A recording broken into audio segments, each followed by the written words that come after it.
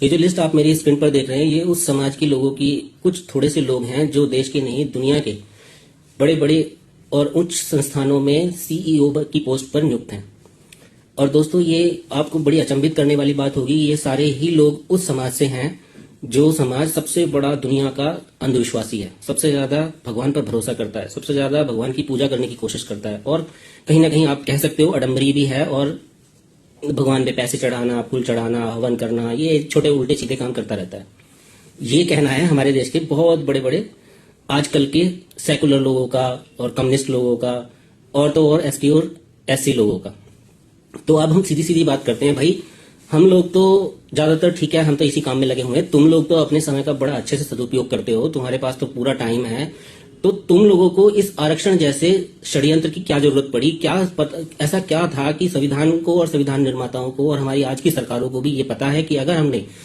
Reserve सीटों का ये षड्यंत्र ना रचा तो तुमसे ये अंधविश्वासी लोग आपसे हर नौकरी को छीन लेंगे।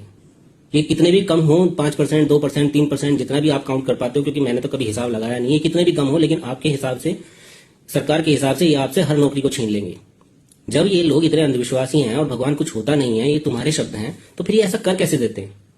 तुम लोगों को शराब पीने से कोई आपत्ति नहीं, तुम लोगों को कैरेक्टर लेस होने से कोई आपत्ति नहीं, जुआ खेलने से कोई आपत्ति नहीं, तुम्हारे हिसाब से एक लड़का 10-10 लड़कियों के साथ रिलेशन में रहे उससे कोई समस्या नहीं, एक लड़की 10 लड़कों के साथ रिलेशन में रहे उससे भी कोई समस्या नहीं। तुम्हारे नजर में दुनिया का हर पाप, हर नशा सब अच्छा, लेकिन भगवान पर भरोसा करना, भगवान की पूजा करना, यही टाइम वेस्ट है, और इसी की वजह से सारी चीजें खराब हो रही हैं,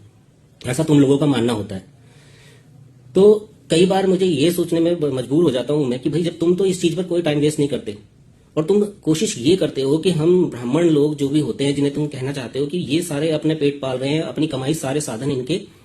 मंदिरों से आ रहे हैं, तो मैं ये कह दूं कि हम चाहे कितने भी कैसे भी हों, लेकिन 1% भी ब्राह्मण का मंदिर से कमाई का कोई साधन नहीं है।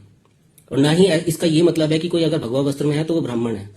मंदिरों में भी पूजा करने के लिए पढ़ाई करनी पड़ती है। आप उसको पढ़ाई को पढ़ाई नहीं मानते, लेकिन वो भी एक पढ़ाई करनी पड़ती है और हाई लेवल की एजुकेशन होती है वो, उसे भी सब नहीं कर सकते। आप छोड़ो, सारे ब्राह्मण नहीं कर सकते, हम नहीं कर सकते, हमारी भी औकात से बाहर की पढ़ाई होती है।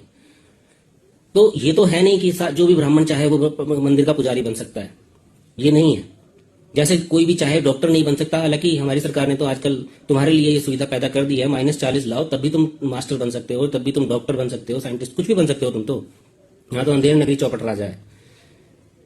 तो देश में तो तुम सोचते हो चलो हमने ऐसे, कोई कह रहा है जज ऐसी बन जाते हैं ब्राह्मण, कोई कहता है वो ऐसी बन जाते हैं। अबे ये विदेशों में कैसे बन गए? वहां का